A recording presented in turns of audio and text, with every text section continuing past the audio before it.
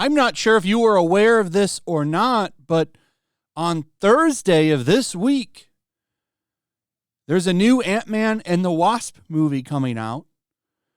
And I'm really curious to how this one is going to perform for a couple of reasons. Number one, Marvel's Phase 4 wasn't that well received.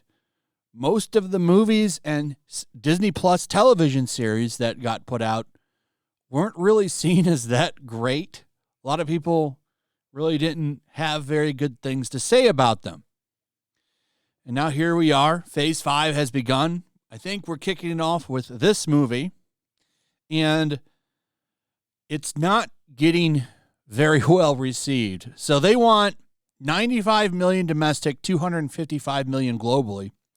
This is going to be one of the first times in a long time that we're going to actually get an MCU movie over in China. So maybe that will help even things out, but will it pull it off?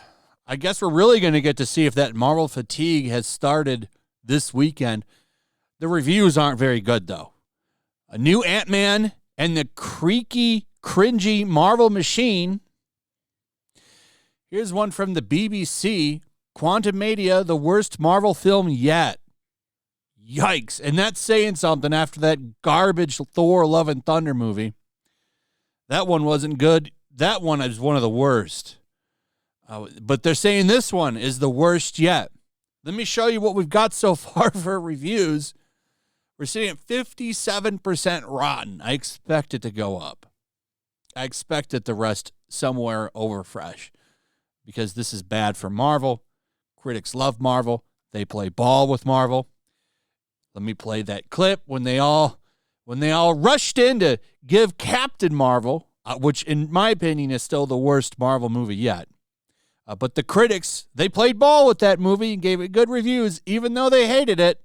Everybody in our industry occasionally has to play softball, occasionally has to, look the other way a little bit. Everybody has to do it. Wait, returning what? Like a movie in the sense that, I hated a movie, but I won't say that I hated the movie. Or an actor behaved a sort of way and you don't want to, put it out there that happened. Right, because you might not get the next review. Right. Next So gig. to some degree, everybody in our industry that is a part of this quote unquote access media has to sort of decide which battles they want to pick. I love that clip because it's so great in how it exposes these people that call themselves critics and how they have no integrity. But anyway, aside from that Sci-Fi Wire clip, it does seem that they aren't playing ball on this one. They don't seem to like it. It's always interesting to me when they give these films bad reviews. So if you go over to Metacritic, it's at a 50, actually, based on 39 critic reviews, 6 negatives, 13 positives, 20 mixed. Now, here's what's funny about this.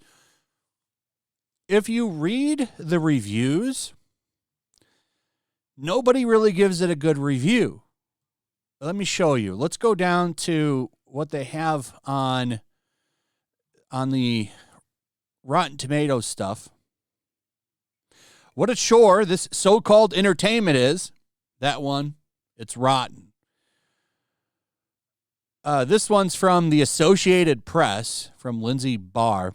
Majors is certainly chilling and captivating, but Kang seems like a mismatched foe for a standalone Ant-Man film, and the result is a Quantumania that is trying to be too many things. Yeah, I actually like Majors as Kang. The thing about Kang is there is no one Kang.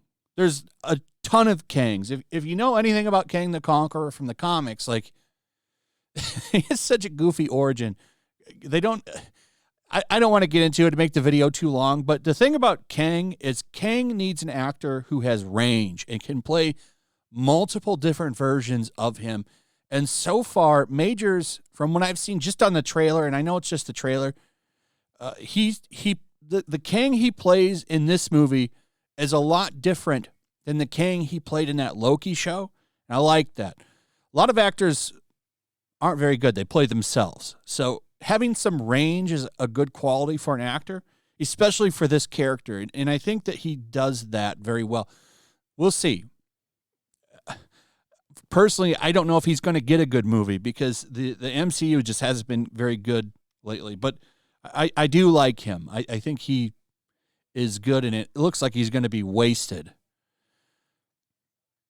So here's a good one. Peyton Reed and screenwriter Jeff Loveness seem to have gotten the tone just right this time around. 4 out of 5.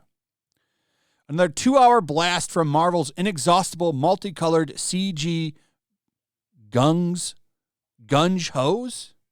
So he's saying it's messy.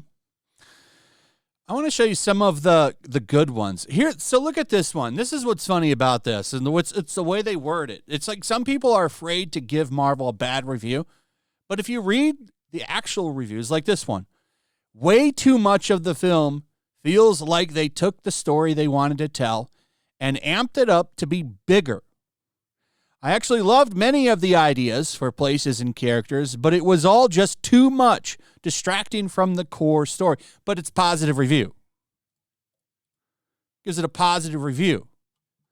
Did we actually get a score on this one? No score, but it's positive. That doesn't read like a positive review to me. Does that sound like a positive review to you? It is. If it weren't for Jonathan Majors' performance as Kang, this movie would be a complete fail. 6.5 out of 10. A lot of these reviews, and it would take me a minute to go through all of these, and I can't go through all of them, or it would be a video that would go forever. You'll see a lot of people say, it's got this problem, it's got that problem, but 8 out of 10. And it's like, is that a good review? Like, what are you telling me? The reason they do that is because a lot of people just look at the score of a movie. They'll say that, C+, 4 out of 5. And they don't read the actual review. And that kind of helps soften the blow. But either way, this is bad for Marvel. Now it's up to 58%. When I started the video, what was it? It was at 57. Before I made the video, it was at 56. So this is in flux. I don't know where it's going to bottom out at. I don't know where it's going to top at, because now we have 95 reviews. So they're pouring in. But one thing seems to remain consistent is that the movie is being called not very good. Now, we'll know what the audience feels about it when that score comes in. I'd imagine it'll be much higher. People love them some Marvel. And I don't know why. I mean, I agree that phases 1, 2, and 3 were great, but 4 and 5 so far aren't sounding too good. They just, what do you do without the characters that you've killed off, the ones everyone liked? And you're going to replace them with Brie Larson? Sure. Okay. Well, hell of a substitute for Robert Downey Jr. Anyway, I guess we'll see. I'm going to try to see it this weekend. I will try, and I'll give you my honest thoughts on it. Anyway, that's pretty much it. Let me know what you guys think about all of this. I'd like to hear from you in the comments below. Also, if you would, please like, subscribe, share the video. Make sure you're still subscribed. Hit that notification bell. Check out my Rumble and Locals, and I'll see you on the next one. Peace. Make sure to check out my Locals. There's a link in the description. It's a fun community that I'm trying to build over here.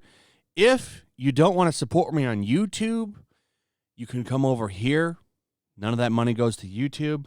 You also can just come over here for free. But if you are a supporter over here, I do plan on doing an extra live stream once a month and throwing links to the supporters so you can actually come on and have a supporter live stream with me. Also, it's a good place to catch all of my content. You don't have to worry about notifications like YouTube. They'll definitely work over here. So come check out my Locals.